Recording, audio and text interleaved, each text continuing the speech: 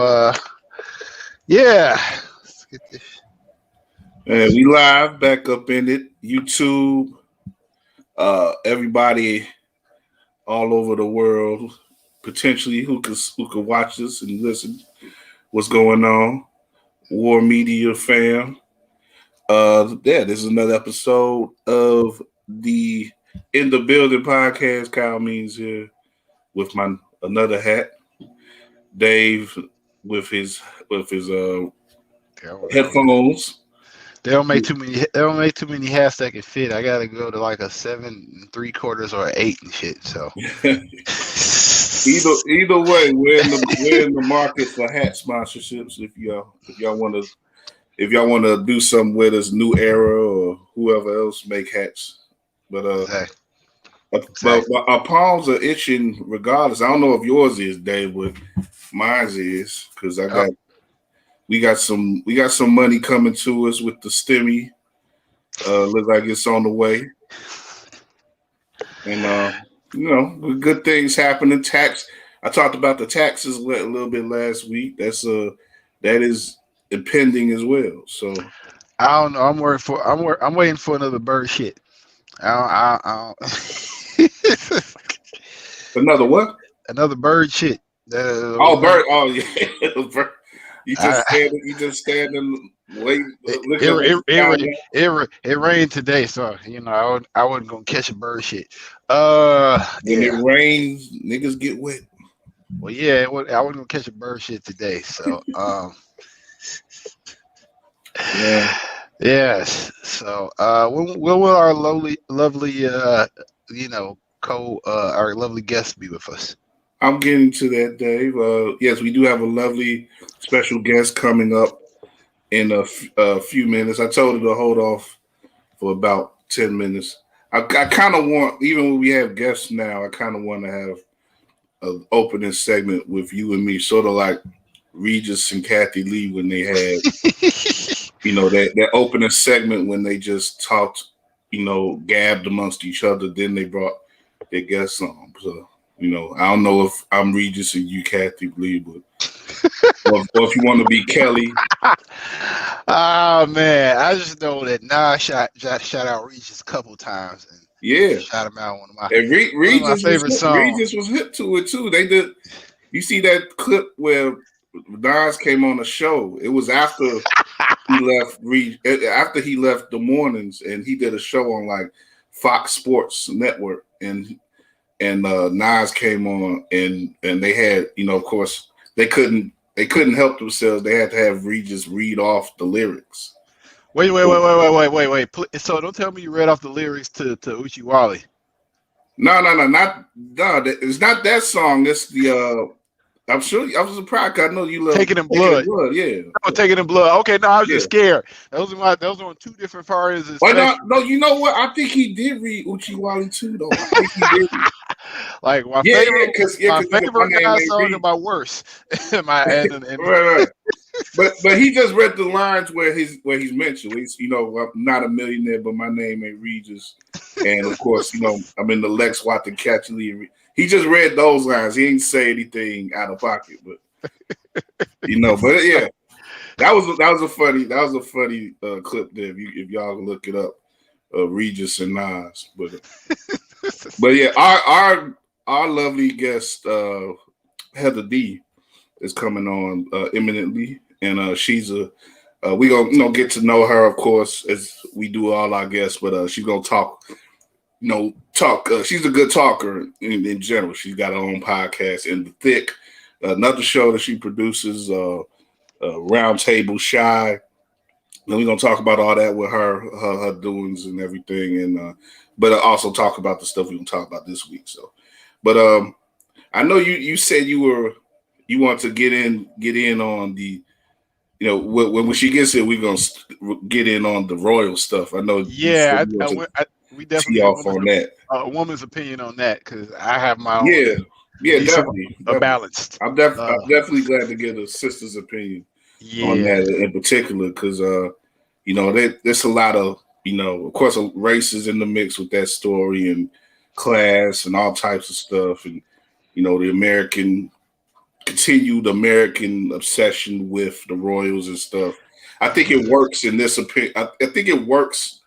It typically it's annoying, but I think it works in this situation because it's the type of thing where we're putting a light on how certain things have worked over there, and they need some reform in that manner. In the way that those people go about things and the way that they deal with people and outsiders, as it were. But I don't know. I mean, I don't know where all the it's unfortunate, but I don't know where all the surprise came from. And I told my wife this, and I was like, they colonized half the damn world, and you expect them to. Yeah. And if you've ever been to the Royal Museum, I forgot what the hell is it called, but it's just stolen shit from brown people. Just stolen shit.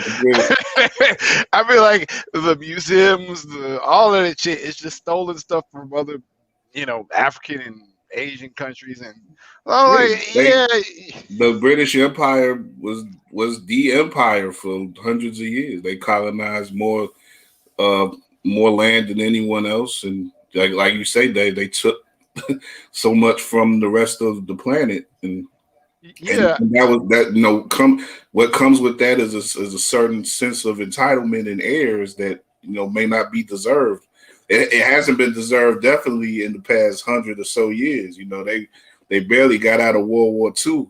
If it wasn't for us in Russia, they would have been messed up. In World War II, but we'll get into that in a moment. I want to go into before that though. I want to go into another royal family, the Joe Ferrers. Fuck this shit. Because wife, I don't know. She chose that as the date night movie this week, so we drove all the way to El Monte to see that shit, and it was painful. Y'all the ones who want to drive. We could have watched it. No, you have to get out. So look, dude, I don't know how about it is with you, but when you got kids, you got to get out the house at some point. Well, okay, I got you. That shit crazy, and the date night movie of choice last weekend was that, and I was just like, it's just like over the top. Watching that whole movie is like drinking like red Kool-Aid with like a pound of sugar in it. It's just like it's overwhelms the fucking senses. I mean, for lack of a better term, it's like taking. Is that much? Oh, you ever seen it yet? No, I've seen it. I'll give you my opinion on it, but I just think it was that. It was way up. Oh no, it's just over the top. I mean, maybe not overwhelming is the wrong term. It was over. It was extreme. It was just like a sugar high or something. No, it was just way over the top. It was like, damn. It's just. I'm like, if you never watched the original Coming to America, you would just have this as your frame of reference, and it's just like, Hopefully, even the youngins. I mean, I'm sure there's some people who are watching that movie first, and.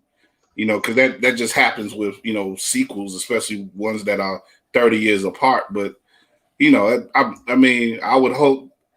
But there may be some people that prefer it. There may be some people who watch the original who prefer the sequel to it. But I wouldn't. I'm not among them. But I would say like much like your comparison, it is sort of an empty, caloric exhibition or experience, but I have fun with it. I mean, overall, there's some problematic stuff in the story, of course, and the overall performances aren't on the same level. The overall production isn't on the same level as the original, but I had some laughs, and the stunt casting that they did in some spaces, it was okay. You get some chuckles, and some of the recurring characters and stuff.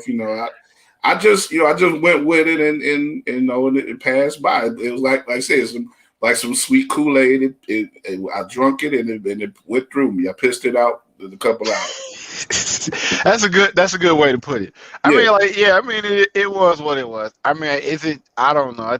I'm not even going like to the whole a range of emotions about build up and expectations and all that other shit. Yeah, I think a lot of people. I mean, like I say, people go into these things the way that they're going to them.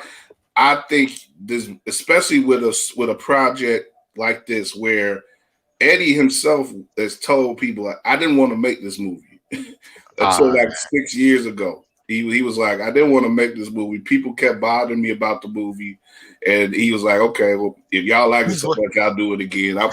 He essentially was trying. I know I sent you the link. I didn't get a chance to watch the Mark Maron interview yet. A couple hours ago, but I'm just saying it now because I'm recommending it for others. But he did an interview, and it's funny because it's not on his. I subscribe to the Mark Maron's podcast, WTF, but it's not on that. It's not on there yet, but it's on his YouTube. So you search it on YouTube, Mark Maron, Eddie Murphy, you'll find about an hour interview. It's very funny.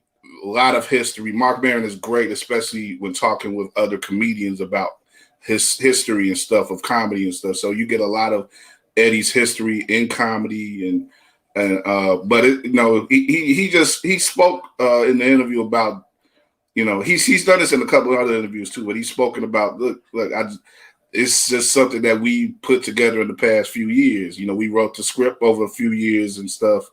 Originally he wanted Tracy Morgan to be his son in the movie. That shows you how old, it's been some time with the movie, but I just don't know how that would have worked anyway. But I'm there. Like Arsenio said in the interview, like when you want the next one, you want Morgan Freeman to be your son. But it's not. It wasn't something like it took 30 years. It didn't take 30 years because they poured over it. It wasn't like a Dr. Dre production or something. It took 30 years because Eddie wasn't trying to make this movie. He just, in recent years, saw that the demand was there, and in his sort of this is what I'm saying. This is what he said with Maron. Like he had a specific plan. Like he was sitting up for a while, wasn't doing nothing, and then he was like, then he was like, okay, I'm gonna do this Dolomite movie. I'm gonna do Coming to America. I'm gonna return to Saturday Night Live, and I'm gonna do stand up, and that's gonna be my plan. So at the end of the interview, he left some hope again because he said that it was gonna happen in 2020, if not for COVID. But he's left some hope that he left some hope again, saying that when everything returns to normal, he's gonna make some effort to return to the stage. So he all of his comeback plans for the moment are there, except for the stand-up. But before we go any further with this, because I see Miss Heather D on our stream now. Let me bring her in. Hello, are you muted? Are you muted or did I mute you? I'm muted. What's so funny? You know what's so funny about being muted? That's like my life, like every day. Like with work, it's like, oh, you're on mute, and I still don't have it. You're muted. See, now I took you off the screen too. So I know. It's like with Oprah. What did Oprah say to Meghan? Where you I forget that phrase, but she said it's sort of like when you quiet it or when you censored or you censored. Yeah, I was censored. You're censored like Meghan. Yeah. Right. I don't want to play a part in that, so I'm glad to have you on and to give you a space to talk and be yourself for a little while with us. But this is our guest this week, Heather D, co-host of In the Thick podcast, and co-host and producer of the Roundtable Chi. Yeah, I'm the host, baby. The host of the Roundtable Chi. Host, producer. I'm the Roundtable's biggest fan. So. Okay, you're doing big things. So I'm very much glad to have you on. Thanks for having me. I appreciate that. Yeah. You've been on. It's funny because you've been on the Dean Davis programming a couple of times. A few times, yeah. Yeah, but I don't think I've ever been on there with you because I wasn't. No, we haven't. Yeah, because I wasn't producing by the time y'all started coming on the show, but I was, y'all just made y'all because the other guys were producers, so y'all just made y'all bookings, but y'all, I was impressed by y'all on the show. So and we've been connected online for a while too. So like I say, just glad to have you on, and also too, I'm trying to get. I'm trying to get us better with female representation on the show. Thank you. I appreciate that. Yeah, this month is Women's Month and everything, and there's a lot of representation, a lot of things going on this month. But we're not doing any tokenism around here. We just our show is about building with interesting people, all the time, and so definitely we're trying to get more ladies on, and I'm glad to have you be another interesting, talkative lady. Hopefully, I know you're gonna be talkative to be on with us, and we gonna have some very opinionated. Yeah, definitely. We got some good stuff to talk about, but we like I said, we gonna get to the royal stuff in a minute. We were sort of in the mix of our breakdown of Coming to America when you came on. Have you seen that? Okay, I have. I saw it twice. Okay, twice. So she liked it more than I think both of us, Dave. I did. Definitely liked it more than you. Yeah, I saw it on Sunday night, and then I saw it last night. So I would say I have so many feelings of nostalgia about Coming to America. And I think that's what we have to remember. It's nostalgic for us because we grew up during that time, right? People have been dragging Eddie Murphy. And I just don't think that that's fair. Eddie Murphy's a very smart man. He's a comedic genius, right? He hasn't been in the game for 40 years to not be a comedic genius, right? So the things that people were saying, they said it was poor representation. They were saying that it was poor representation of Africa. And it's just enjoy the damn movie. It's a movie, right? It was at Ricky Rose's house, partly filmed at Tyler Perry Studios, 95% Black cast. What really do we have to complain about? At the end, it said 6,000 people were hired because of why we mad? Why are we upset at the movie? I thought it was great, and he made a hell of a lot of money from it. So yes, I think they said it's been the biggest streaming opening for any movie ever. That's impressive. I think I have fun with it. Dave was a little bit more critical of it for me. It was. I mean, it was entertaining. I mean, I'm not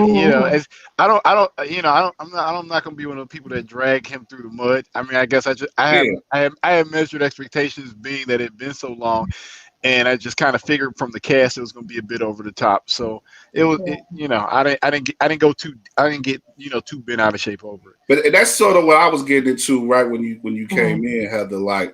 Measured expectations with projects like these. I mean, there's a reason why they take 30 years, or in the case of I was this way with the latest Bad Boys movie too. That was 20 years between that and the second one. I just didn't have high expectations for these movies. I wasn't thinking that they were going to be like The Godfather 2 or something like that. It's these are cash hits.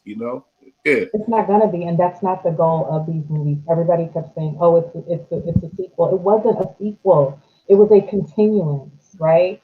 He'll never be able to top the original Coming to America, and that's not what he was trying to do. Not in my opinion.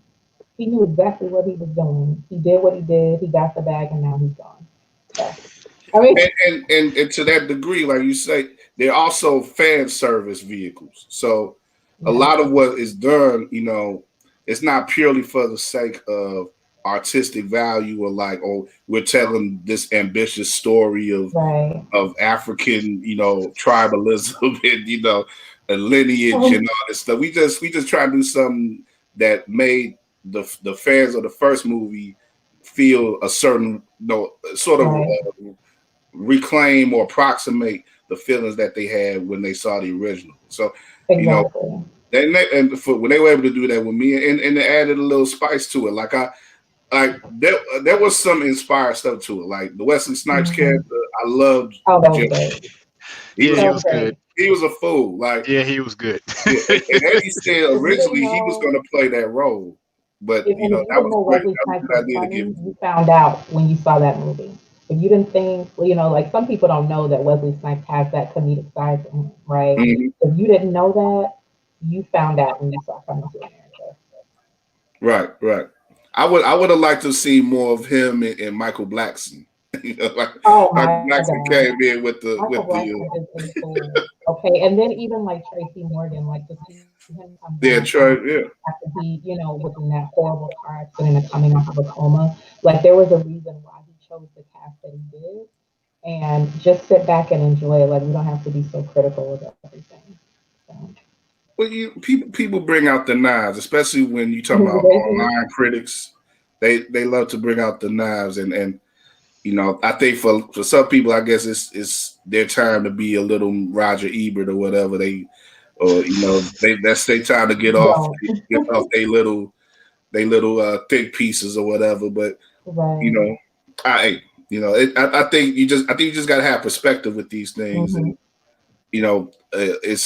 it's a nice little moment in time. It's not going to be a game changer, but it's a movie you can see. And I kind of like the fact too that it was a little less raw than, in spite of, the storyline of sort of date rape for Akeem. It was a little less raw. Right. It was a little less raw than the first one. So you could watch it with a family in a family setting. Right. And, it was interesting to me because I watched it in that type of setting, and then afterwards I was trying to watch another movie. I was looking at on Amazon Prime and other streaming sites, trying to find another movie that was in that sort of realm, like upbeat, not necessarily say something I could laugh with, not necessarily a downer or nothing. And that it's hard, man. It's hard to find, especially with some black folks. It's hard to find a movie that ain't a downer or 20 minutes too long or. Or like I don't want to see all that. Like I'm good. It's a time and a place for it. So yeah, I feel the same way. Yeah. So like I guess of the three of us, we probably got about but maybe 2.25 thumbs for for Coming to America. Thereabouts. Everybody who wants to see it is going to see it, and that's the good thing. Even in this COVID terms, people are seeing it, and they say it's making money, and I think it's adding a little more to that legacy, like you say, Heather, of Eddie. The fact that I gave mention to he said in the interview that this plan that he had coming back. Doing a couple movies, doing the Dolomite movie, which was very well received.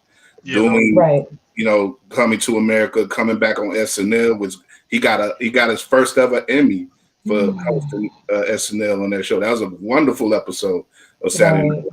And hilarious, yeah. The last thing for him now is to get on that stage, and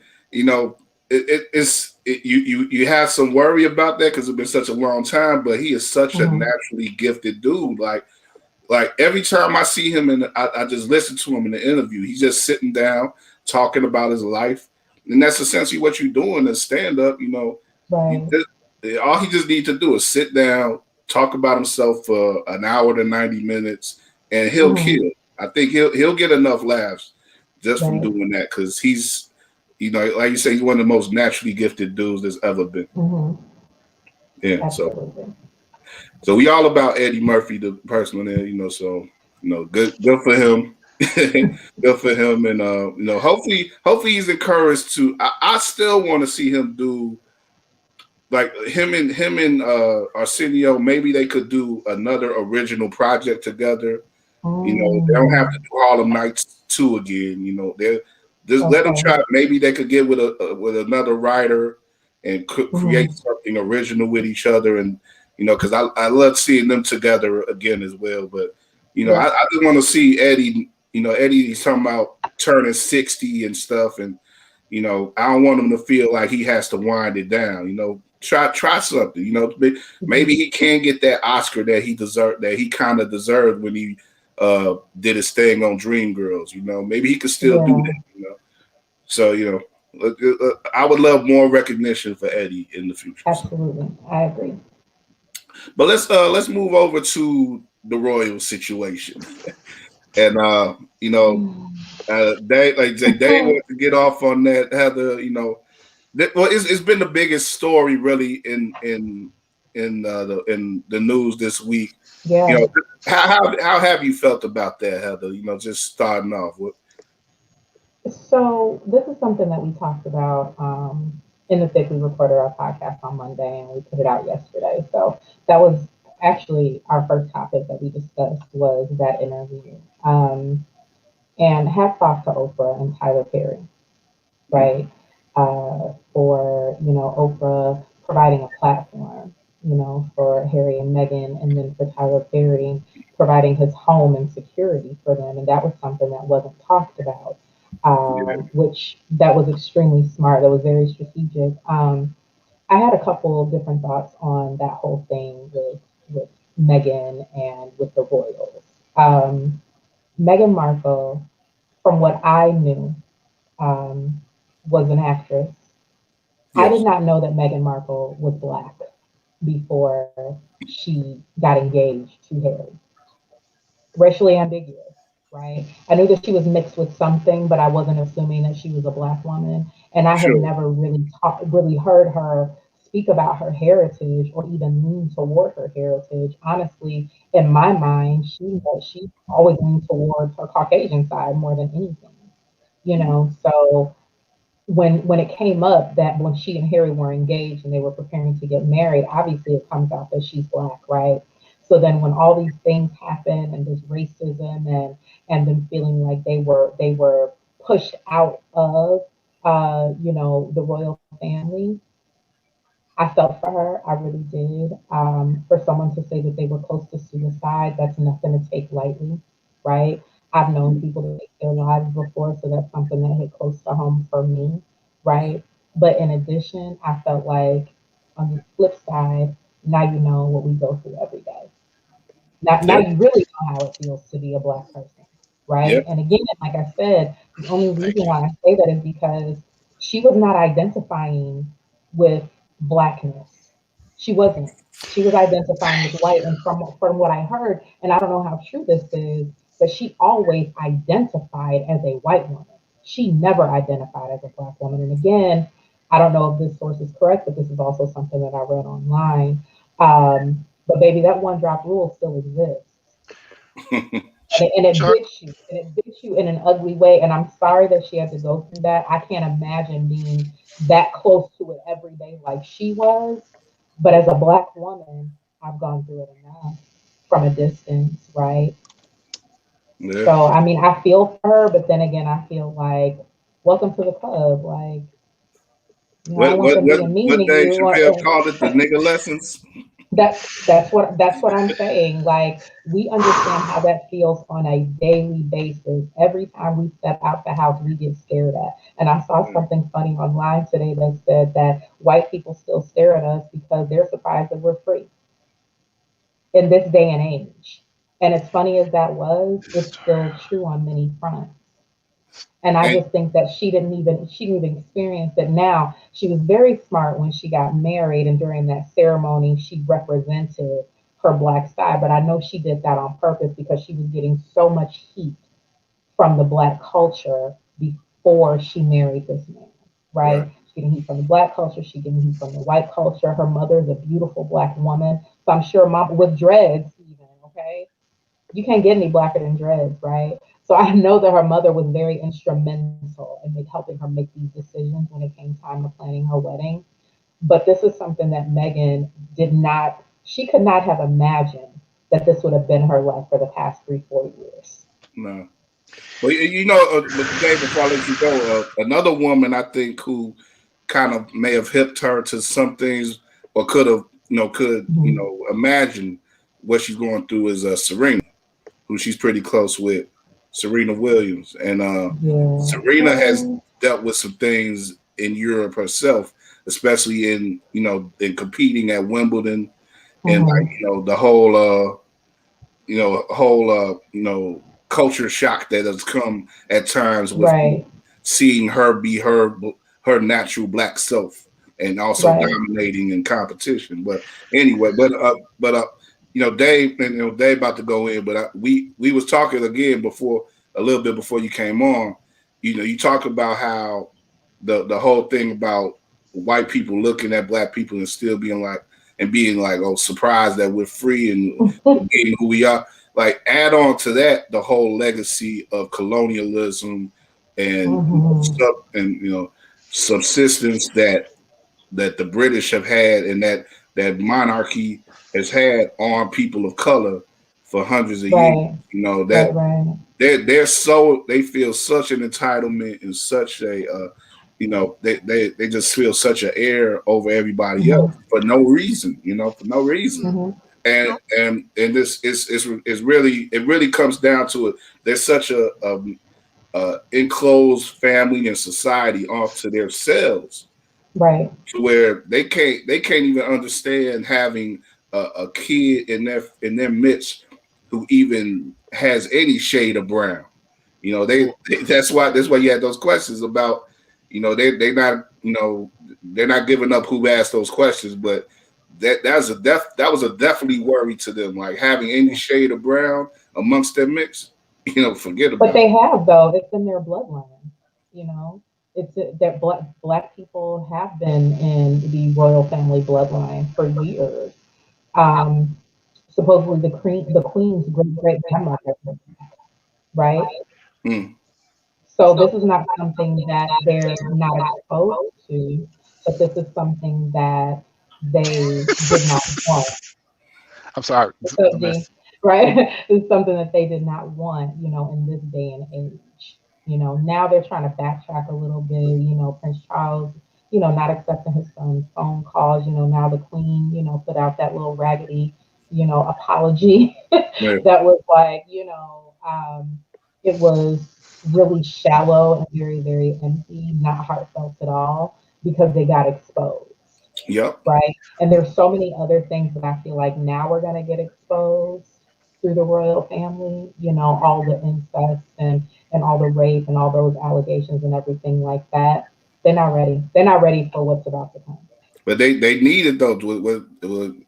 These things need to come to light, and they need to deal with it, so. Right. But Dad, go ahead, man.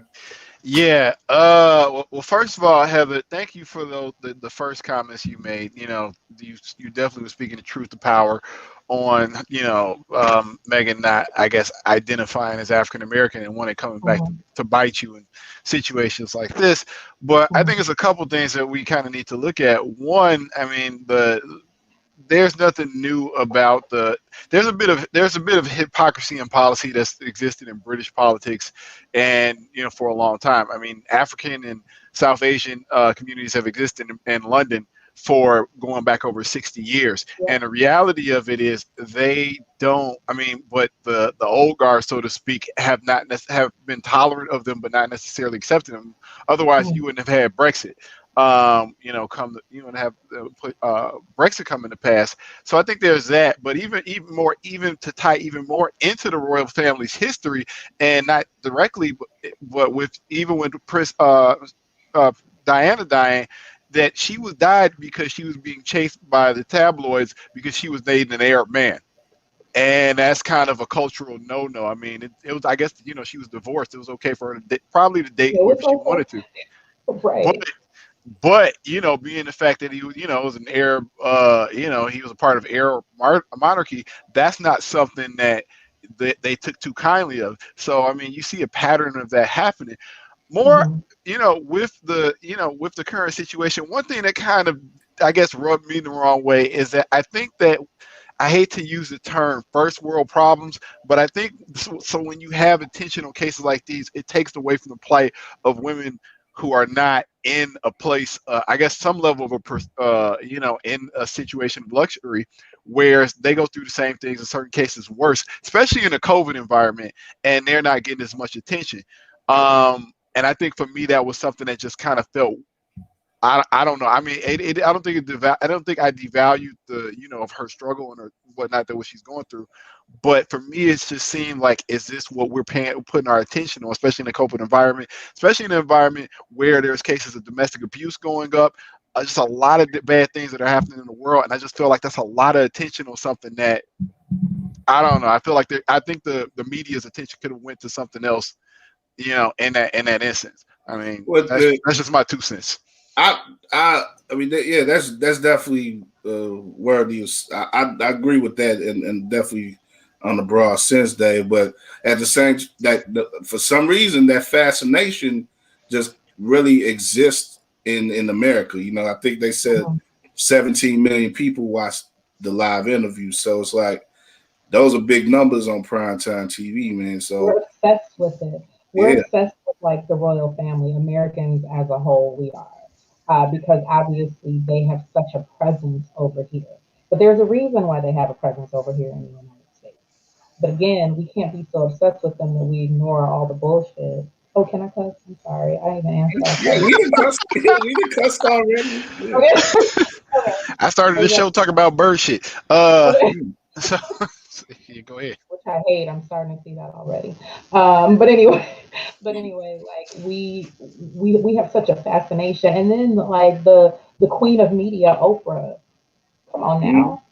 So that's why so many people. It was people who didn't like Harry and Meghan watching it. It was people who loved them watching it. It was people who couldn't stand Oprah. There's blacks who can't stand Oprah to this day that tunes in to that interview.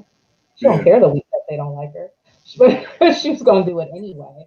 But again, I just feel like, even like on the Princess Diana side, right? No one ever liked Princess Diana over there. They didn't like her. She was hating on. Yeah. They didn't like her when she was married to Charles. They did not. It's the whole outsider thing. Exactly. She was a woman, and even though she had been exposed to royalty, and Meghan did not, so to speak, they still did not care for her. Yeah. They believe in inbreeding. They believe in, us four and no more. Whatever happens in these walls, that's who they want to, carry on their legacy. So the fact that Charles married outside of the family, that was a big deal for them. Yep. And that again, that's why I'm like, man, just expose these people for whatever whatever they are, what they do, man. William married outside of the family. The family, the royals, Okay. Royals. I mean, I'm not talking about marrying his sister. I'm not saying that, But I'm sorry, saying I'm a little slow at times. I'm a little slow at times. Kyle can tell you. It's okay. I'm just saying that, like, if you weren't, like I said, us four and no more type of thinking, they don't like that. Yeah. So to marry Diana and then for Harry to bring home this, this black woman who wasn't even really black, not to the normal eye. You don't look at her and feel like she's a black woman, but again, she has a black mother. Mm-hmm. Yeah, that's why I think, to me, that was like always like a game changer.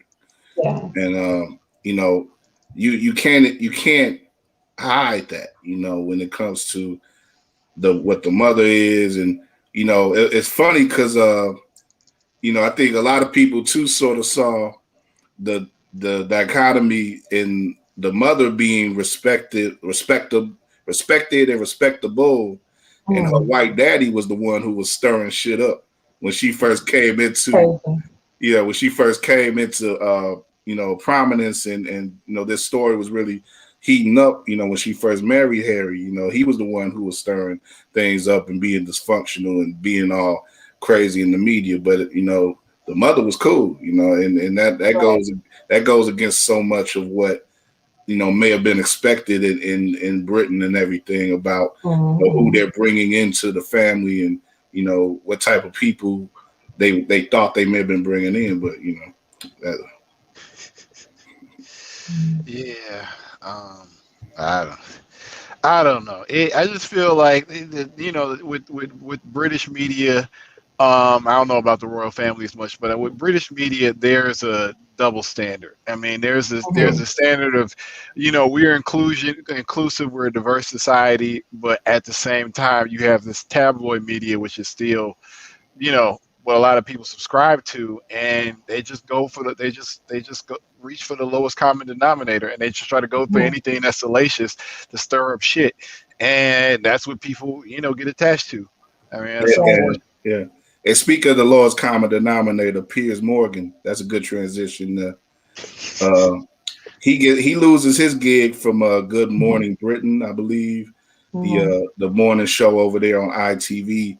He's been trashing Meghan for the longest. Apparently, it stems back to him trying to get with Meghan, and him. He admitted this on another show. Said that he went out, with drinks with her, and she wound up leaving him, and she went to the party where she met Harry at. She first met Harry. So Serena sent her that text message like, Harry's here.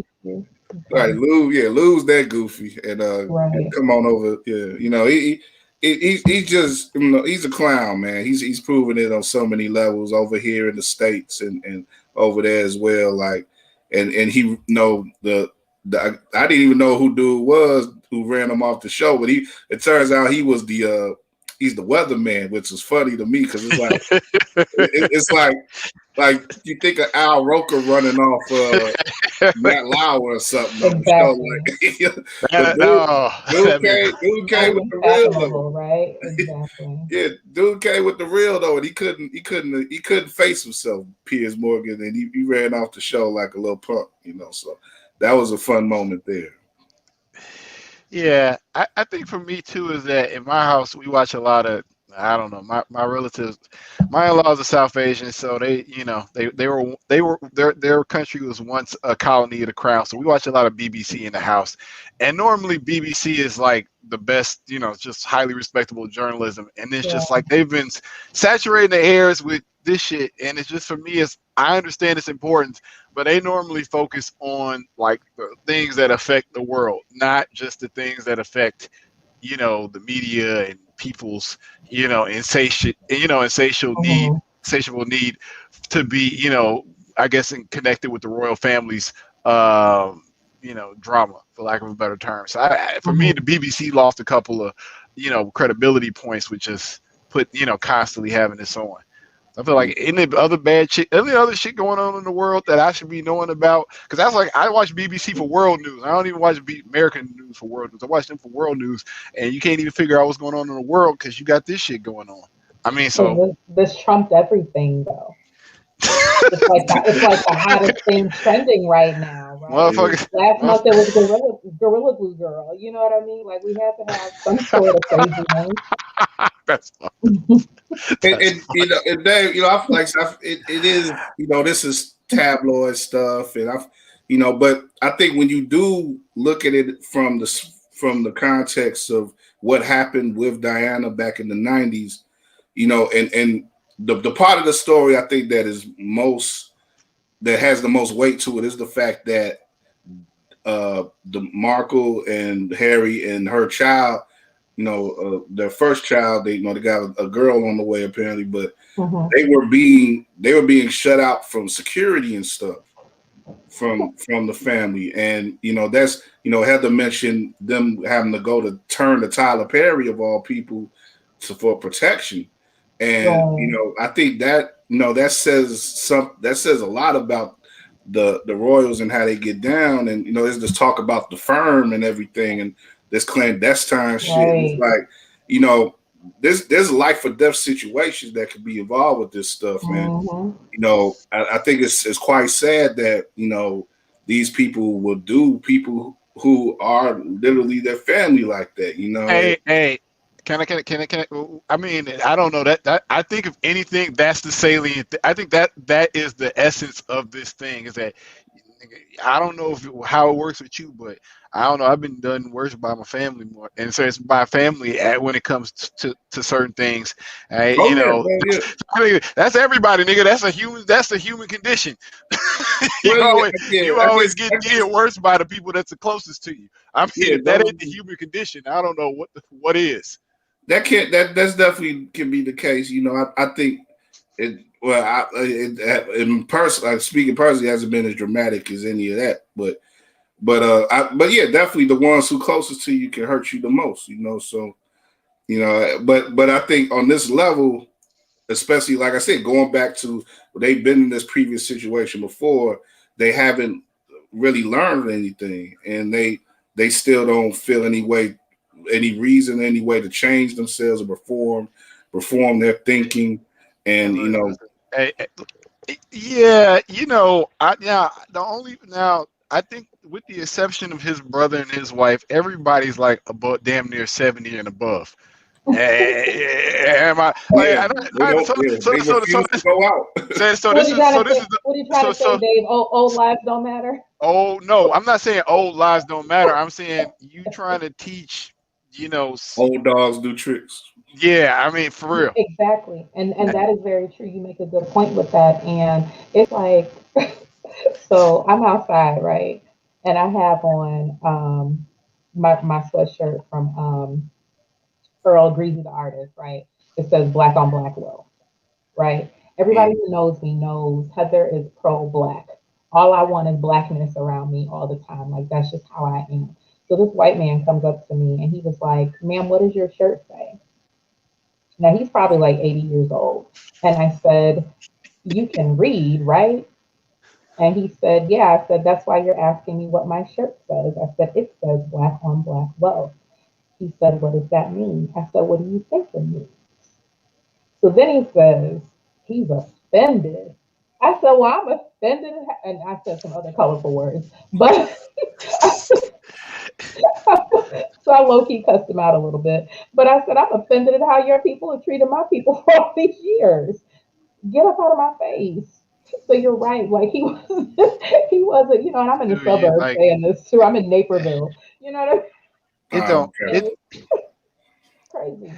So you it's can't. Like they're set in their ways. and that's a universal thing. You trying to teach somebody 70, like you try. I don't know, Kyle. I'm pretty sure we can all attest to trying to, teach our senior, relatives something new or a new way of thinking. Oh yeah. Right? Not even, not to say Oriental or not to say Negro or whatever it is. Something, and it's the hardest ass argument is like trying to get certain people to say, from not to say Cassius Clay and say Muhammad Ali at one point. It's just a mindset shift that is hard as hell. So you expecting the royal family, who, to Heather's point, have been, incestuous breeding for the last however many generations, and who are all north of 70, with the exception of his brother and his wife, to change the way they, do things, and to accept somebody who's even, well, I'm trying to think of a term, who's diluted but still black, to accept them into the family when their whole premise of the royal family is to keep color out. That's the whole thing. The reason why people love the royal family so much is it reminds them of old England. It doesn't remind them of the modern day England. Modern day England is not very white, or at least London is not very white, and it reminds them of old England. So that's the reason why America and other places has this romantic fare with the royal family, and that's part of the reason why every time something comes on about their ass, no matter how banal, this is not banal, but no matter how banal, that everybody checks in to watch it. Yeah. And But yeah, they love the But British accent too. So that's part of it. right. I mean, that sounds ignorant, but it's the truth. Like, everybody loves to talk like a Briton. You know what I'm saying? Like, that's what they want to do. So that's part of it too. It's like that sensationalism that's I in don't it. know. It's sort of seen as the default of class and sophistication, or even civilization in a way. You look at so many movies and so many works of fiction where people are depicted who we know didn't speak English, but they're portrayed by English people, and they speak in that language because it's sort of like a default. Like we can understand that. It's the Queen's English, it's the King's English. We can understand that, but that's what they feel is best to portray any type of civilization that's outside of the norm or out in historical fiction or whatever, But I left this quote up, this comment up here because I think we can't overlook. Shout out to Jada Boss. Thank you for adding this. She said he mentions the radio channels in London, and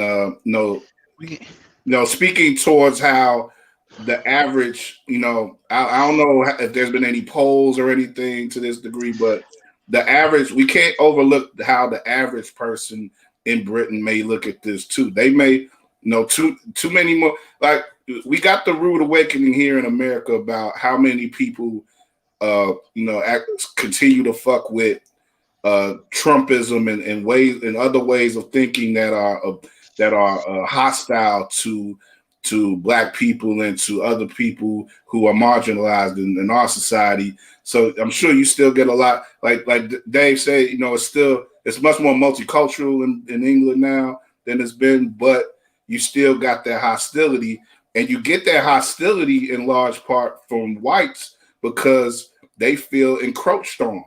They feel like they're losing their status. They're losing their place in society where they can control everything and just do whatever they want to do, and it's not just that's like America, though. That's like America. It's the same. That's what I say. Like we got that in America too, with Trumpism and all this other stuff. But I think we need to be clear not to. So on two things with Jada Boss's tweet or whatever that is, it needs to be careful with that because he said comment. It needs to be careful with that because one, he said a whole damn continent feels a certain way about them, and people in Europe, that needs to be very careful. As far as not making just big ass generalizations. Second of all, the difference between American racism and I'll just use English racism is because that's the only place I've been there, is that it's classism. So it's two different things. So American, so British, you have blue collar. So there is much. They have issues much with race, and as much as they have issues with class. And actually, they have more issues with class than they actually do racism. So they're like, for them, like the stratifying of social class is big. So you have working class immigrant whites like they live there, that are like they're from Poland, that do a lot of the blue collar jobs that African Americans and Hispanics do in America. So for them, so they just don't want out. And so like the people who support the British monarchy don't just want the African immigrants out, the South Asian immigrants out, but they want the Polish immigrants out too, because it's an element of class. It's just the issue of race with them. It's a combination. But you can often see though, and I can speak to it better in America than in Britain or Europe. But often it's those working class people are turned against working class people of other races as well. Oh yeah, and they're made to vote or just uphold ideas and legislation that is against their better nature, in order to keep down people of other colors. But the difference is between America, and the difference between being white in America and being a white in Europe is this. In America, being white means you can still move up the social ladder a lot easier in America than you can in Europe.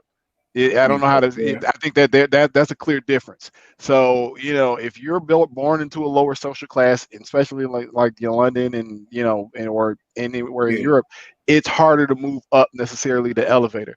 Versus here, there's a lot more opportunity for you to move up the elevator, which is the reason why everybody comes here, because you have social stratifying of class, which is much more pronounced in places like Europe, of course, China, India. That's why everybody moves here, because they know they can break out of. You are not structured. You're not relegated to a certain caste or a certain caste system, caste or a certain social class in America the same way you are there.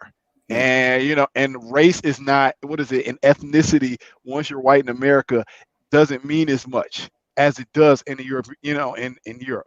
But Doesn't mean, when you still have monarchies and you have royal families, they exist above even those captains of industry that we have here in America and in Europe as well. They look down on everybody. Well, yeah. The difference is that their wealth is. I mean, the difference I think between the two is their wealth is directly, one is inherited wealth, two is stolen wealth, and in America, where in America it's a little bit more complicated. And it's not to say it's more complicated. But the wealth is definitely there, and it matters. But it also doesn't matter in a way because it's more about identity anyway. It's about the fact God saved the queen. It's about the fact that their nation is built on a sort of feudal loyalty to these people, and it doesn't matter how well the rest of the nation is going. They got to uphold these people, because it's so much of what they are, and their success is rooted in the identity of the entire nation.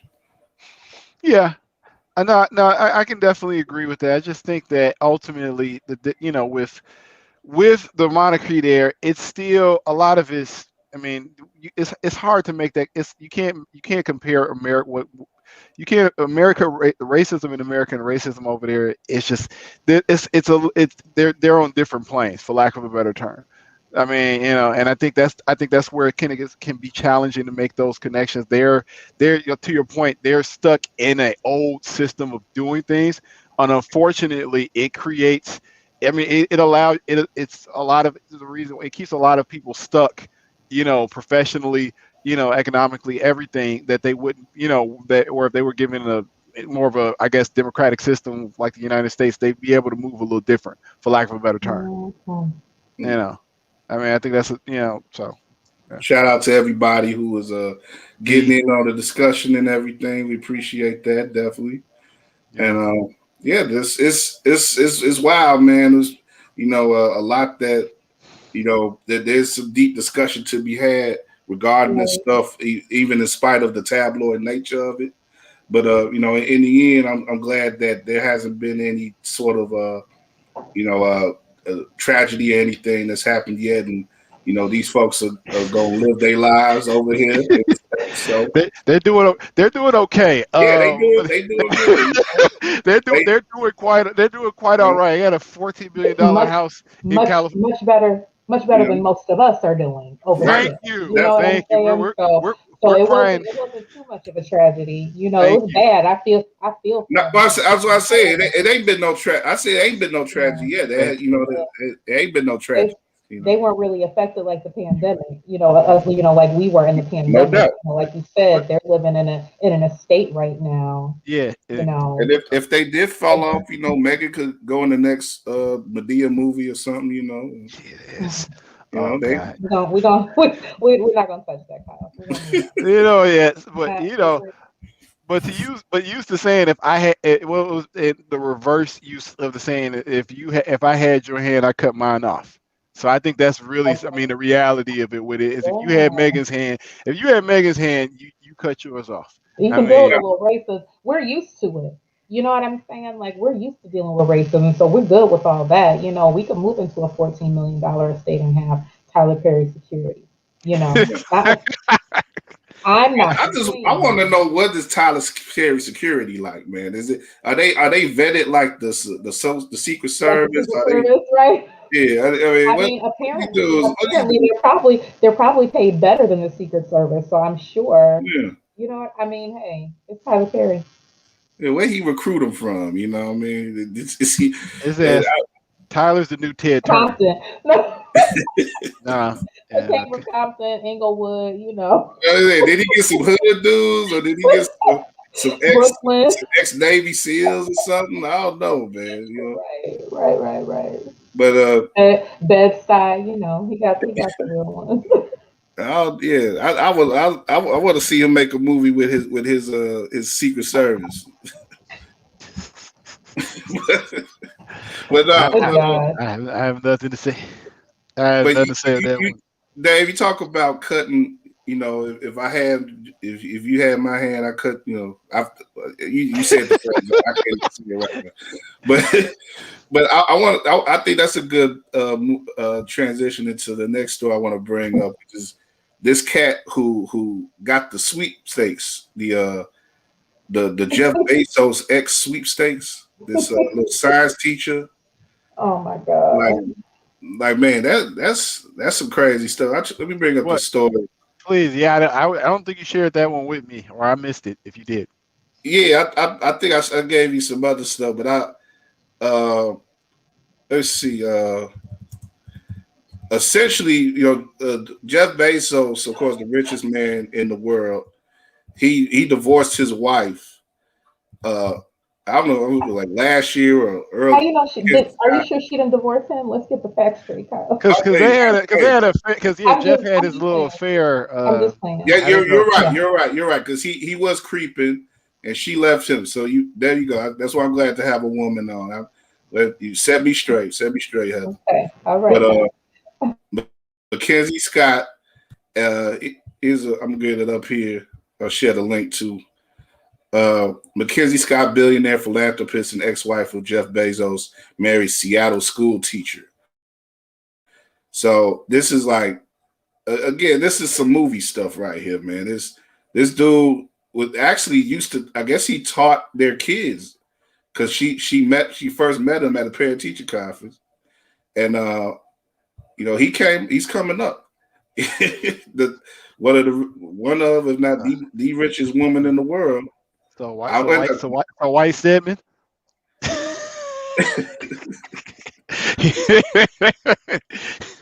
Oh, here. You know, it's the kind of story that, you know, that lazy men all across the world probably is a dream. And, you know, look. Being a school teacher is not a lazy man's job. Let's get that straight. I'm kind of just riffing on that one, but no, I know. Yeah, but this guy was, as far as ambition goes, and you know, luck or whatever, any number of factors are involved in having this guy become who he was, and Bezos becoming who he was. And Bezos, he for whatever reason, he was like, he was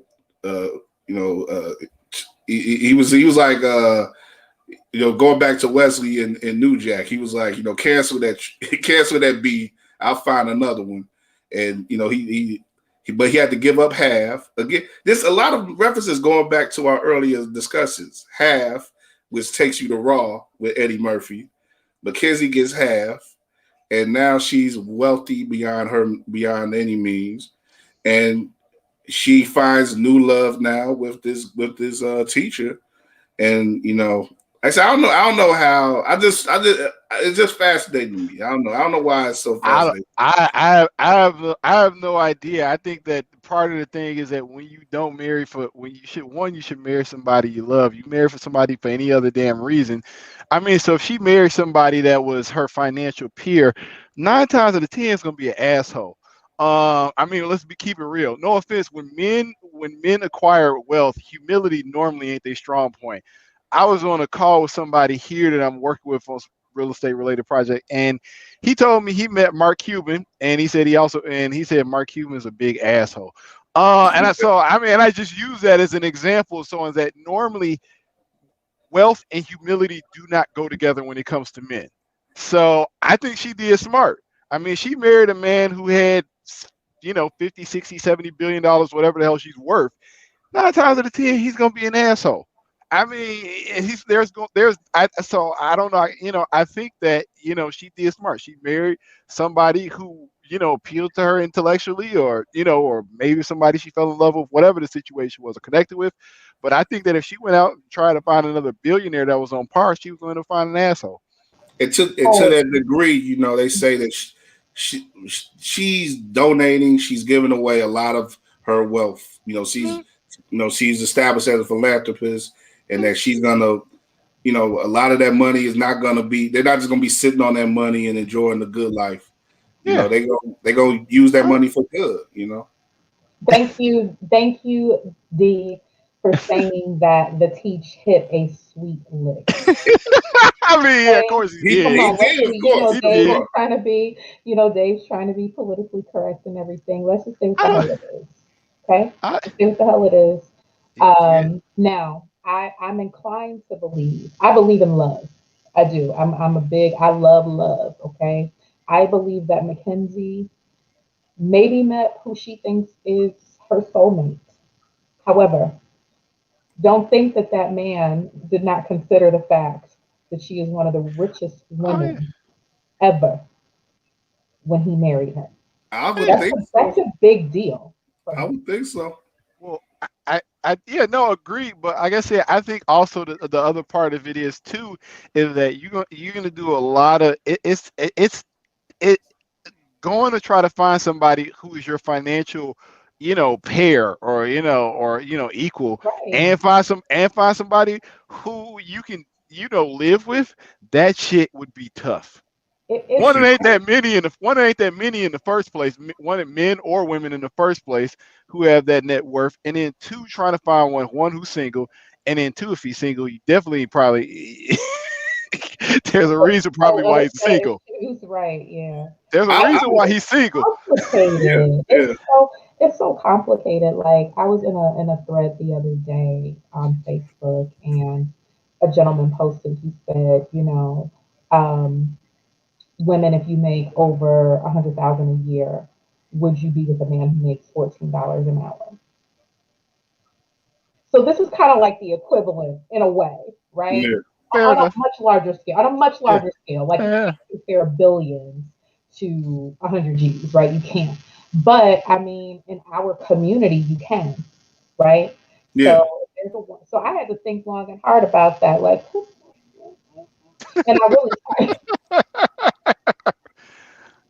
and I struggled a little bit. I'm not gonna lie, I struggled because when it comes to men, and maybe this is a cultural thing too, right? They're white. So, white people, they operate differently than we do when it comes Yeah. to that. Yeah. But don't they Sometimes, though? sometimes, Don't not always. we just, I love my people, but when it comes to certain things and certain issues, we just do things a lot differently than the white people do, right?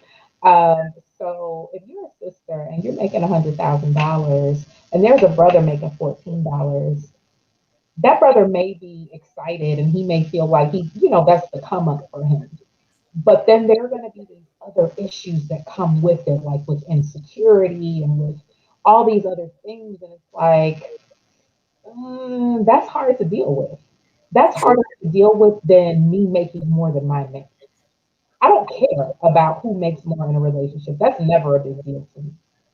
But I can't deal with your insecurity. I can't deal with you feel because when you feel like you're less of a man, that brings like a whole nother set of issues that nobody wants to deal with. And it doesn't matter like as much as the women try to encourage you and support you and admonish you and all of that. If you feel like you are not able to care, if you are a good man, I'm not talking about, somebody lazy, but if you're a good man and if you're a quality man, if you want to be a man who contributes, it does bother you if you make significantly less than your woman. Yeah. We most men, good men as it were, have the inclination to want to be providers.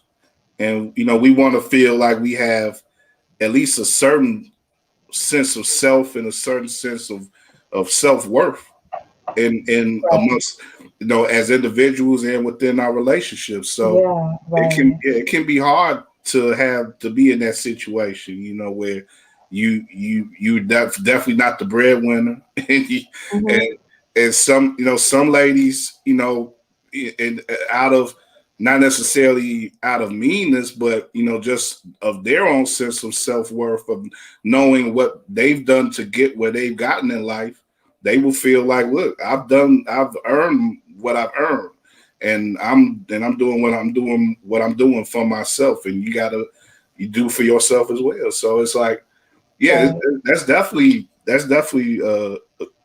very, very valid what you say Right. there, Heather. And Yeah. It's I unfortunate though too, like because you don't want to lose out on potentially like the perfect mate for you Right. because of something like that. Like people should honestly marry, something that Dave mentioned. You should be marrying for love. You should be marrying for who, or even in a relationship with who makes your soul sing, right? Hmm. Someone who gets you. But unfortunately, again, finances are a big breakdown in relationships. Yeah. So, That's why it means so much to have those spiritual and emotional connections. I'm just imagining like what Mackenzie was feeling after those parent teacher conferences. Like she's probably coming back to Jeff like, oh, I had the most wonderful talk about science and philanthropy with mhm. Mr. So and so, and he's so nice to our children, and Jeff was over there like, okay, bro, my stock just went up another 30%. In an hour. Uh, Yeah, I just made another 100 G. This another second pass. That's made another 100 million. you know.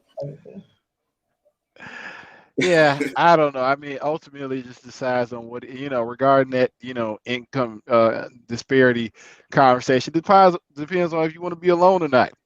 I think the brother who makes $14 an hour is probably going to find somebody quicker than a woman that makes 100 grand a year, who where the relationship is compatible. And it's just ultimately you got to decide whether it makes sense. I mean, reality of it is it's a dearth of men that and viable men in the African American community. And are they? If you want somebody, you're gonna have to fit, finding somebody who's a perfect fit. If you have to be realistic about what your expectations are and really prioritize what's important when you go after somebody, when you're looking for somebody. I think it's really more important about how somebody manages that 100K or that $14 an hour more than what 100 grand a year ain't shit if you don't know how to manage After, it. after taxes too. Yeah, it Come on ain't now. shit. It ain't shit if you don't know how to manage it. I'm telling That's you. true, but yeah, It ain't. I, It I think ain't. I think though too. If you're talking about black folks, where our where most of our monies are, the level of our wealth compared to others. If you are making Right. 100,000, if you're making six figures, you're sort of in a different station than most of the people that you're around. Especially or at least the people that you came up with. You're reaching a Well, different station in life. yeah, but I mean, the reality of it is, it depends on professionally where you made that 100 grand, because you can make 100 grand doing a whole lot of shit. You can make 100 grand driving a damn bus in Chicago if you work hard enough. It doesn't matter. So I mean that's the reality of it. I mean, I don't know. I worked for the railroad. I was working with dudes making over 100 grand could barely sign their fucking name. So it also matters professionally. Where you at And professionally, them your level dudes of probably education. had about 3, 4 women. Probably so. For some of Oh them, my yeah, God. oh yeah, no, the railroad make a lot of I divorces. look. I know. Uh, I know all about the railroad and how they operate. But you can also make 100,000 in the streets too. Like, let's not forget that. Like, you can make Sure, much more than 100,000 very, very quickly in the streets. for So sure. again, it is about mentality. It's about your heart. Like again, like you said, like how to manage money. Once those taxes hit, you got bills. You can be living check to check on $100,000. You hmm can. Yeah, Big time. So yeah, yeah. more power to you, Mackenzie, and whatever your name is, teacher, Mr. Science teacher. Dead ass. Yeah, good, but good luck to them. Though I think I guess Mackenzie and she had her heart broken in a big way. So maybe, like I said, maybe she has found a guy that she's really connected with and who's going to really stand by her and everything, and and find a guy who ain't going to mind her tricking off most of the money and, to and- charities and stuff. yeah, That's going to be and, important. and more importantly, I'm pretty sure she's protected herself as far as her assets before going into the damn relationship. So or We marriage. So I we yeah, I'm want not. prenup. We will prenup. Yeah, I don't think. I mean, I don't know that for me that's one of those things. Yeah, that's nice. I mean, but it ain't. I don't know. It is what it is. I mean, if it was a billionaire, a male billionaire, he decided to marry a female school teacher. Yeah, I don't think the sticker shock would have been there, or the shock of it would have been there. And like, okay, he that was the choice, that was the move. I mean, because reality of it, like That's I a said, good point. That's a good point. I think that is a lot to do with the story and how it is gathered steam. Is because a woman picking a man who is deemed to be way under her station, and as opposed to a man doing it. yeah. They sort of often do that. Men of that, who have of that wealth, marry women who don't have nearly as much as they do. Dude, I think when you're a divorced mother of I don't know how many damn kids they got, I think you have a different. I think you had your prior. I think you approach life with a different set of priorities. I think that I'm sure Mackenzie, if she it was a billionaire 20 years ago, 10, 20 years ago, before the kids started. I think it's a different conversation. But she's at least in her damn 40s, and she got kids. I mean, like, I think you have a difference. Your priority shift too, and I think that's something that also needs to be kind of stated. Is that you're not going to have the same level of priorities. You shouldn't. If you do, it's pretty fucking sad. But you're not going to have the same level, sense of priorities as you would, when you're in your 20s, your 30s, as you your 40s. You should be growing the fuck up. If you're not, especially after a divorce, and you really in some bigger trouble. No doubt. I mean, yes, no doubt. Well, I mean, like I say, salute to them, and okay. yeah. I'll just just say it's been a really nice show. I'm not wrapping up yet, but I really appreciate again the interaction tonight. I get. And of course, I guess I think Heather has brought a lot of this interaction. I see a couple of Appreciate it. people shooting shots at her in the comments and stuff. It's good. Yeah. This is good. It's been a good situation, and I want to turn. Before we do wrap up, I want to just turn the focus back on Heather a bit. Just like I said, you've been hosting in the thick for a while. You're getting into another show with the Roundtable Chi, and you're doing your thing in media, but you also have other things that you're into. I know you work a lot in your career wise. You've been working in job placement and stuff. While you've been helping people obtain work and stuff. Just tell us about your overall work in both in media and outside, and what gets you going and everything like that. Okay. So I will start with my day job, my 9 to 5, right? I've been in the recruiting game for 20 years. So I work for a fantastic organization. I work for a Black-owned organization, which is something that I prayed for, that I would work for a Black-owned organization. And to add to that, it is owned by a woman. And to add to that, she is the first Black woman billionaire, okay, in the nation. So love that. So work for that company. I help to run the Chicago market, right? Extremely busy all the time. So yes, in addition to managing my team, I'm dealing with clients, I'm doing sales, and I am finding jobs for people. And also I'm a diversity and inclusion advocate. So that's what I do during the day. I moonlight, which is my original love in media, right? Went to DePaul University many years ago, graduated from DePaul University, and was on another podcast quite some time ago, branched off, decided that I wanted to do In the Thick. In the Thick, we are in season 4 right now. So I love In the Thick. It's amazing. Currently, I host with my cousin. Her name is Fallon. And then also one of my closest friends. Her name is Victoria. So we record weekly. We talk about all types of things. In the Thick is a podcast about everything.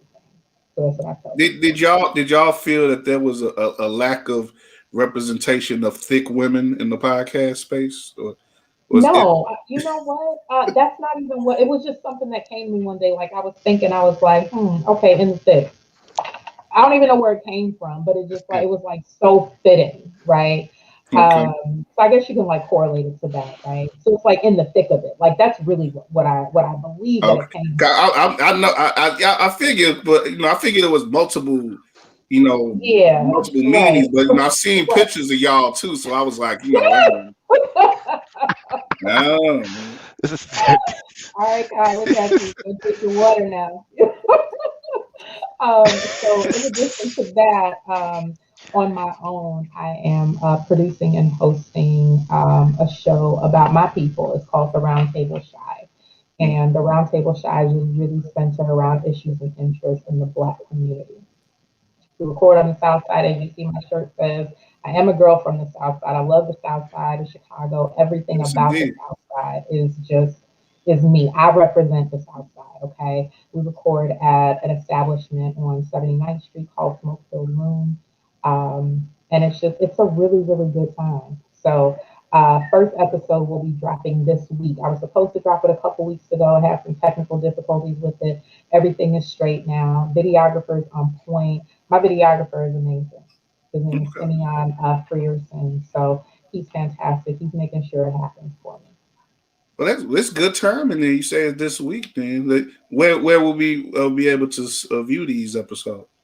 You will absolutely first be able to find me on YouTube. So I will send that information out. So it'll be a web series as well, working with some other, it's, trying to keep it hush hush now, but some other smaller networks to see if we can get it out through those networks also. Okay. Well, I don't mind hitting the 9 every now and then. So if you need me to Absolutely. come Thank through you. on you. Yeah, for sure. For sure. Yeah, we love I mean, it's just so awesome. Like we get together, it's like home. Like Smoke Fill Room is like home for me. So like you get together, I got my people there. We have the bar, a fully stocked bar is the background. And we just sit there and we just shoot the shit about issues. So I love that. That's what our format is essentially. So, right. but I'm so ignorant. Okay. but I just getting being that you're so involved and you have such a successful career, and Mhm. what is it about media and what you're doing right now within the thick and with Roundtable Chi that what is it that propels you or that makes you feel that you have to utilize this platform for yourself?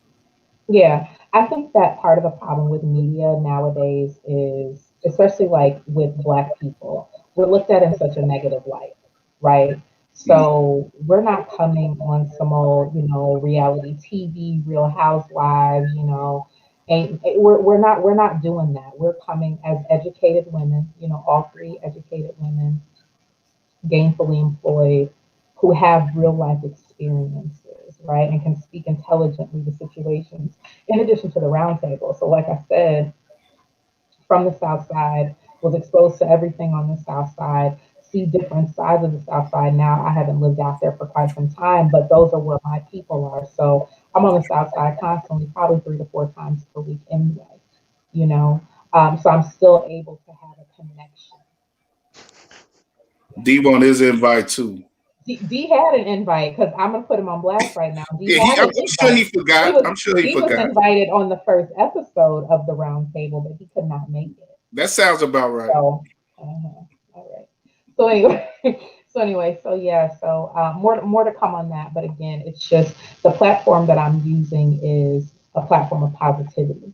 Sure. Let's not look at us as being ignorant. We do have something to say, and we have something to contribute when it comes to world issues and what's going on in society and politics and what's going on in relationships, right? The breakdown of relationships in the Black community is a very important thing that we really need to discuss and dive into. So That's great. I mean, I'm definitely rooting for you, and thank you. hope you get do well. Of course, in the thick, doing 4 seasons of any show is definitely something to definitely celebrate. this show, we basically still in our first season, I guess, as it were, but 26 episodes in. So with this particular show, but like I said, I've had shows come and go, so I know definitely keeping up a show for 4 years or so. That's definitely an accomplishment. So big us in the thick, and definitely wish the best for the roundtable. Are there any other ambitions or any type of benchmarks or just anything in general that you're looking to do in media in the near future or distant? Yeah, obviously at a point, I have started and I'm working on a production company right now. Okay.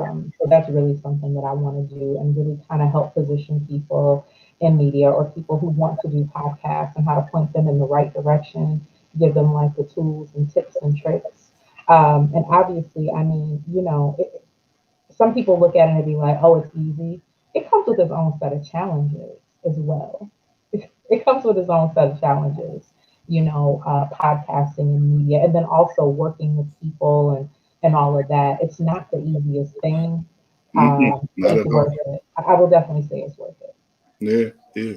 And to me, in hearing you say that, it sort of ties into what you do in your day job too, connecting people and getting people, networking and getting people put into different positions and different opportunities. It's interesting because and seeing you on Facebook, I see you sometimes you let off some steam about the way that people deal with you in regards to following through on job opportunities and stuff like that. So I wanted to get into that a little bit before we wrap up too. Like what from your job in doing that, your position in job, working with job people getting jobs and stuff like that.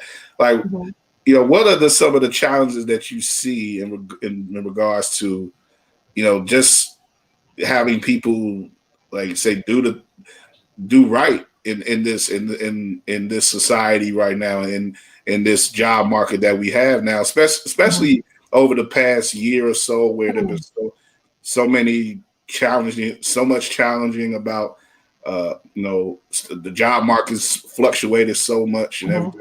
What has it been like for you working that type of work and dealing with people, like I say, on the average person out there, I would definitely say that initially, when the pandemic hit, it threw everyone, right? It threw companies. Companies were like going into panic mode. What do we do? We're going to lose business, this and that. I will tell you that the company that I work for, we have not laid off anyone through the pandemic. We've got 5,000 internal employees. So they retain all of our internal employees, and we've all been working from home the entire pandemic. And we don't have any plans of really going back into the office even once this thing is over with. Or at least that's what they're saying right now. Other companies kind of went through some ebbs and flows. But I will say that part of the problem with individuals who were unemployed was they were getting that unemployment, right? They were getting that extra $600 a week, $300 a week, whatever it was. They started doing these little scams of getting the $10, $20, $30,000 from the government, whatever they were getting, and it put them in a position where they felt like they did not have to work. And the only reason why they were reaching out to people like myself was so that they could log it on their unemployment record. So that way, if unemployment, the Department of Employment Security went back and checked, they would have proof that these are the places that they went to. Yeah. So I've had more than enough issues with people during the pandemic that have reached out for me to work, or if I post, because I do a lot of posting on Facebook. So I have hundreds of people reaching out to me all the time for jobs, but then many of those people don't follow through. It's a delicate balance because, and it's interesting now because right now we have a situation where the federal government is going back and forth, primarily along the party lines about how much should we help the average American. And we started off talking today about the stimulus that's coming, the new stimmy, is going through, and it's primarily going through because we got those two senators in Georgia, and it got we just got that razor thin margin ahead for the Democrats. They're able to get through the plans that they want. Even they still have had some some pushback, and they've backed down on some things like the $15 an hour minimum wage. But the overall what they wanted to get through is what they're getting through in this because of that razor thin margin that they have in the Senate and in the House. Now, the Democrats, of course, are more willing to give to the average American in regards to the STEMI and to in regards to unemployment, like you say, Heather. And I'll speak for personal experience. I was getting a little bit of unemployment money last year too, and it didn't necessarily make me want to work less. I worked plenty. I worked plenty on this stuff as well as other stuff, but I do understand how if you are getting a little extra bump of money from the government, how it can help you, breathe a little. And that's I think, when you compare it to what the average GOP member wants, the average conservative member wants, conservative politician wants, there's too many of them that would rather have people just starve and really be out on their own with nothing. And I think one thing that the last year has proven is that there is a lot that can go around. There is a lot more to go around than the government lets on. And there's a lot more support that can be offered in these harrowing times like this. So I just say all that to say, I think, I don't know, what do you personally, what are your thoughts on that whole situation, and what do you think the right level or amount of support is there to be extended to people? Because people have different motivations and different plans that they have. Some people are going to be willing to just sit back and take all the money that they can get. Other people just can't get the job that they need, and they really have to depend on stuff like unemployment insurance for a certain amount of it could mean life or death in certain positions. And that's okay for those people. I would say that whatever the government's going to give you, if you deserve it, take it, right? They should be giving you something. They should be giving you more, right? The issue that I have, and first of all, with unemployment, I don't care what they say. You can get cut off at any moment. I don't care if they say you can get unemployment for 26 weeks. If they feel like cutting you off at 12 weeks, they will do that. That's why they say that you still consistently need to be looking for work. See, people think they're just saying that again so they can get that sheet. So if they ask you to turn it in, then on the spot you can turn it in. No, because if they feel like cutting you off, then they will cut you off. And then what are you going to do? Right? Not only that, the gap in employment, for as long as you're off work, there are skills that you're losing being off of work, right? Employers don't take kindly to that. And even though it's been a pandemic, and even though people have lost their jobs due to the pandemic, we as employers, we understand that. But we also know when some BS is some BS if you've been doing it long enough. Like I said, I've been doing this thing 20 years. I can smell some BS when it comes to a story like that. So I know if you've been looking for work because I know what types of questions that I'm going to ask you about you looking for work and about the places that you've been interviewing, right? And if you have no information for me, then I do have especially if it's been over a year. If it's been over a year, you haven't accepted a temp job, you haven't worked anywhere part-time. We need to dig into your story a little more. That's all I'm saying. Okay. Dave, you want to say something? No, I was gonna say I understand. I agree with her wholeheartedly. I think that I got that point early on. Is that a lot of people, unfortunately, game the system, for lack of a better term, and I think that it ultimately comes down to people, in Heather's role is it's just wasting their time. I mean, if you're gonna hustle the system, I mean that's your prerogative, but just don't waste people's time, especially those who are trying to help you. And I think that's really the challenge of people in her role. And that's how I feel because I'll help anyone. I want to see people get to the next step. That's why I feel like I was blessed to be in this type of position because I can hook people up, right? I can get you a job now. I tell people, if you listen to me, I can get you a job. It may not be today, it may not be tomorrow, but if you stick with me long enough, then I will get you employed. But people do take advantage of that too. Yeah. You know, people lie, scheme, cheat all day, even when it comes to employment. So. Yeah, let's chill on the scamming, man. There's a lot. There's too many people trying to take advantage of unemployment benefits and PPP loans and stuff like that, man. Let's, you know, the scammers gonna scam definitely, man. But y'all gotta chill on that because a lot of people you take it away from people who do need that stuff. So, you know, I don't know, but yeah, it's been a very powerful show. Thank You you know, for having me. very fun, and it's Absolutely. I really yeah, we really appreciate having you on, Heather. We For sure. definitely gonna have you back on. You know, I'm maybe game. we could do a crossover thing Totally. with Let's your do it. girls in the thick, and you know that yeah, let's see about that down the line. But definitely, I want to definitely like I say, well, thank you for coming on. Thank Appreciate you, you. Thank and you. good luck. Like I say, good luck with all your endeavors. For And sure. yeah, that's gonna be it for now. You know, thanks again to like I say, this has been definitely our most live as far as live goes, our most interactive show yet. Uh, we got another comment here from Satori Brown. Thank you for your comments there, Satori and Jay and Demise, of course. And others. You know, we definitely appreciate all y'all who've been watching and hanging out with us. You know, keep back with us, keep catching up with us. Subscribe to our YouTube here, War Media, and as well subscribe to Heather and her stuff. Now, give your plugs out. Where can people follow you and your work?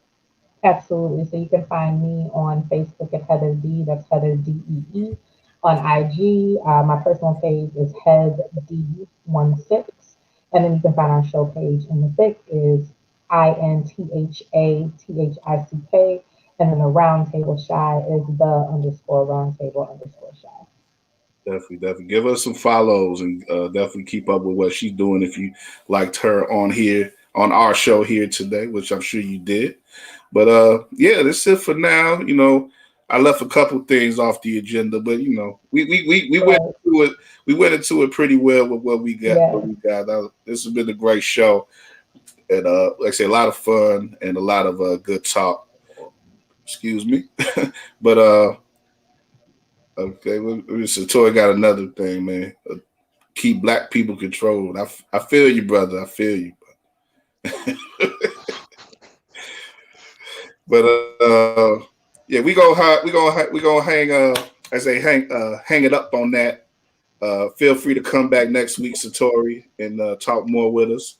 But we will be back typically on Wednesdays, maybe but just subscribe to, like I say, subscribe to We Are River Radio War Media here on YouTube, and you'll get updates and everything. You'll get alerts whenever we do go live with our show and our other shows that we do throughout the week. So keep up with us, and also you get listen if you haven't seen all of the show here tonight. If you just jumped in midway or whatever, we'll have a podcast version through Anchor.